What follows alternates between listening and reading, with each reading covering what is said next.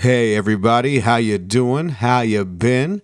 Good to talk to y'all from afar. It's been a little while. So, like me and everyone else in this program, I'm fulfilling my contractual obligations and presenting you the transfer of care conundrum. This is a CI case that took place about 2 months back. And so, this is a very interesting case. And I mean, you don't necessarily just have to take my word for it, but I'd appreciate it if you did. So let's get started. So the patient was an 86-year-old male. Let me rephrase that. He's not dead. The patient is an 86-year-old male. Now, the appointment date and time, January 8th, 2024, very close to being a suspect anniversary, but we'll move on. The subsequent appointments will be covered at other presentations, but we're just going to focus on this initial transfer appointment right here. His primary complaint was that he had poor CI sound quality and an audible hissing sound. I'll expound upon this a little bit, give you a little bit more details about the specifics of what he was hearing, but this is the broad strokes of what his complaints were. Now, as far as his case history, like the title mentioned, he was a transfer of care to Mayo Clinic. He had a long-standing history of bilateral sensorineural hearing loss and tinnitus, likely due to noise exposure because he spent most of his 20s working at a cannery before the days where OSHA could lay the smackdown on people. Now, he found hearing aids to be largely unhelpful throughout his life, and he had that classic complaint of, they give me volume, but they don't give me any clarity. Now, he had previous audiologic care at Utah State and University of Utah, and he was initially implanted at the University of Utah. In summer of 2023, he got a CI adjustment at a different clinic that was also in Utah, but it was neither of the university clinics. This was an undisclosed third clinic, and it was his most recent CI adjustment. Now, more into the history, he was implanted on his right ear with a cochlear nucleus CI632, which is the slim modular electrode, on May 29th, 2020. And he was implanted in the left ear with a cochlear nucleus CI622, which is the slim straight electrode, on October 11th, 2021. So he is a bilateral CI user. The processors that he's working with, cochlear nucleus 7s with half-eye magnets on both sides. Now, he said that speech was indecipherable, and he said that the low frequency response from his sound processors was minimal. All the bass was scooped out. So when you see someone who's parked next to you who's, blaring rap music and it's shaking the ground, think the opposite of that. That's what he was hearing. And he said music sounded terrible through his cochlear implants. There was an audible hissing sound, like I mentioned. And since he's a bilateral CI user, he had to go through the oral rehabilitation process twice. He noticed that the oral rehabilitation process on the left ear was slower and yielded less benefit than the audio rehab process on the right ear. So, we get his processors, we connect them to the computer. We see the impedances right here, the left ear. I broke the rule of audiology by putting the left on the left, but my bad. None of the impedances are that bad. I mean, you have all these ones from 22 to 7 are well within a nice range.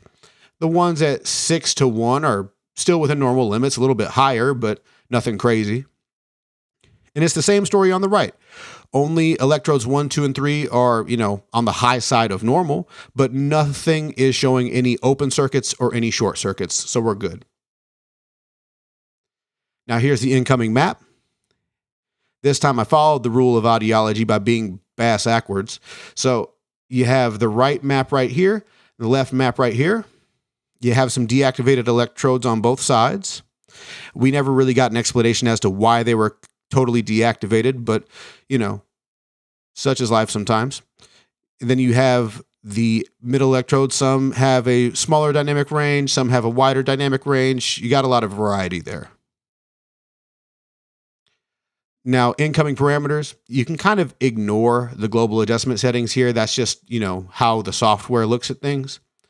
But the parameters down here, A strategy, MP1 plus 2 mode, you have a 900 rate on the right, a 500 rate on the left.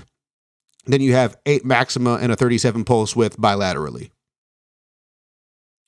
Now, some more details in text in case you weren't listening or in case you're blind. I got something for you to read, which still won't help if you're blind. But electrodes 1 through 3 on the right and electrodes 1 through 6 on the left were deactivated. Pulse width was 37 bilaterally. The left CI had a pulse rate of 500. The right CI had a pulse rate of 900. Dynamic range on low frequency electrodes was wide, but it narrows as you get up to the 4,000 through 8,000 hertz range. Default volume was set to 3, with a default microphone sensitivity set to 4, except in program number 4, which was a copy of program number 1, but the difference was the default microphone sensitivity was set to 12. So, given all of these case details, we made some changes. And then we sent him into the booth. We had to make some changes first before we were able to do what we did in the sound booth. So after we made the changes, we got some sound field thresholds right here. Got some nice, mild hearing loss sound field thresholds bilaterally. And then we also see his audiogram right here. The audiogram that we have is unaided. So this is his residual hearing after the bilateral implantation. He has this sort of mild sloping to profound hearing loss once you get down to 1,000 hertz in the left ear. Then you have this moderate that gets down to profound once you get out to about 1,500. And then you have a couple at 6K and 8K that have no response at the limits of the audiometer.